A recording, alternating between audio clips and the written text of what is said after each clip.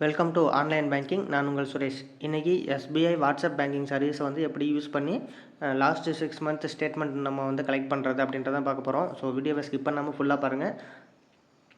SBI WhatsApp banking service number இது தான் 9022690226. So இந்த நம்பரை வந்து கான்டாக்டில் சேவ் பண்ணிவிட்டு வாட்ஸ்அப்பில் ஒரு ஹாய் மெசேஜ் மட்டும் சென்ட் பண்ணுங்கள்.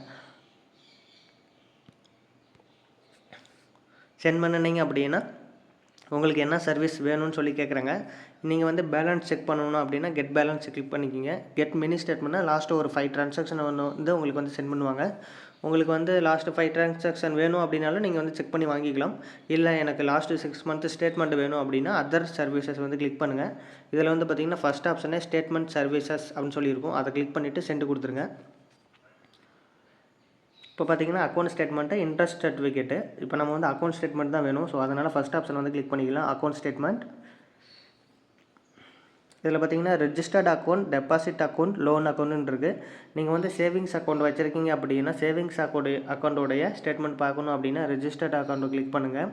டெபாசிட் அக்கௌண்ட், அதாவது நீங்கள் RD account, PPF account, fixed deposit இந்த மாதிரி ஏதாவது ஒன்று வச்சுருக்கீங்க, அதனுடைய ஸ்டேட்மெண்ட் வேணும் அப்படின்னா டெபாசிட் அக்கௌண்ட் வந்து கிளிக் பண்ணிக்கிங்க.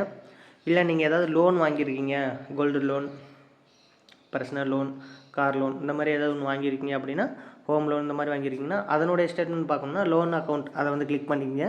இப்போ நான் வந்து ரெஜிஸ்டர்ட் அக்கௌண்ட், அதாவது சேவிங்ஸ் அக்கௌண்ட்டுடைய ஸ்டேட்மெண்ட் தான் எனக்கு வேணும். ஸோ அதனால் ரெஜிஸ்டர்ட் அக்கௌண்ட் வந்து கிளிக் பண்ணிக்கிறேன். பார்த்தீங்கன்னா இந்த டேட்லேருந்து லாஸ்ட்டு 6 மந்த்துக்கான ஸ்டேட்மெண்ட் தான் தருவாங்க. ஸோ அதுதான் நம்ம வந்து டேட் ரேஞ்ச் வந்து செலக்ட் பண்ணணும். பார்த்தீங்கன்னா இன்றைக்கி டேட்டு வந்து 2/1/2025. இந்த டேயில் நான் வந்து எந்த ஒரு ட்ரான்சாக்ஷனுமே பண்ணலை. ஸோ அதனால் நான் வந்து ப்ரீவியஸ் டே தான் எடுத்துக்கணும். நீங்கள் ப்ரீவியஸ் டேயில் ஏதாவது ட்ரான்சாக்ஷன் பண்ணியிருந்தீங்கன்னா அந்த டேட்டை வந்து செலக்ட் பண்ணிக்கிங்க. இல்லை ப்ரீவியஸ் டேலையும் பண்ணலை அப்படின்னா அதுக்கும் பிஃபோர் டேட்டை வந்து செலக்ட் பண்ணிக்கிங்க. இப்போ நான் வந்து பார்த்தீங்கன்னா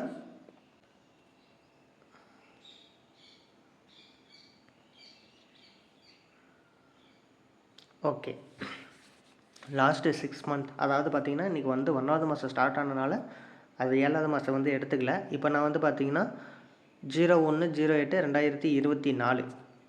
இப்போ நான் வந்து ஸ்டார்ட் டேட் வந்து கொடுத்துருக்கிறது பார்த்திங்கன்னா 01/08/2024 வந்து செலக்ட் பண்ணியிருக்கிறேன் ஸ்டார்ட் டேட்டு. இப்போ வந்து நெக்ஸ்ட்டு வந்து எண்டு டேட்டை வந்து செலக்ட் பண்ணிக்கலாம். இன்றைக்கி டேட் வந்து இன்றைக்கி 2ஆம் தேதி 1வது மாதம். ஸோ 2025. நீங்கள் என்ட்ரு பண்ணக்கூடிய டேட் ஃபார்மெட் என்ன ஃபார்மெட்டில் இருக்குதுன்னு சொல்லி கொடுத்துருக்காங்க. டேட்டு, மந்த்து, இயர் அந்த ஃபார்மெட்டில் தான் இருக்கணும். ஸோ டேட்டுக்கு 01னா 01, இல்லை 15னா 15, மந்த்து 5வது மந்த்துனா 05ன்னு போட்டுக்குங்க, இல்லை 12வது மாதம்னா 12ன்னு போட்டுக்குங்க. இயரை வந்து ஃபுல் ஃபார்மெட்லேயே என்ட்ரு பண்ணிக்கோங்க, 2024 2025 அப்படின்ட்டு. ஸோ இப்போ நான் வந்து என்ட்ரு பண்ணிவிட்டேன், சென்ட் கொடுத்துக்கிறேன். இப்போ வந்து உங்களுக்கு வந்து பிடிஎஃபாக தான் சென்ட் பண்ணுவாங்க. அந்த பிடிஎஃபை வந்து பார்த்திங்கன்னா மெயிலுக்கு தான் சென்ட் பண்ணுவாங்க. ஸோ அந்த மெயிலுக்கு சென்ட் பண்ணக்கூடிய பிடிஎஃப்லுக்கு பாஸ்வேர்ட் ப்ரொடக்ஷன் பண்ணணும்னு சொல்கிறாங்க. ஸோ அதனால் 4 டிஜிட் நம்பர் கேட்குறாங்க. இப்போ நான் வந்து 4 டிஜிட் நம்பர் வந்து கொடுத்துக்கிறேன்.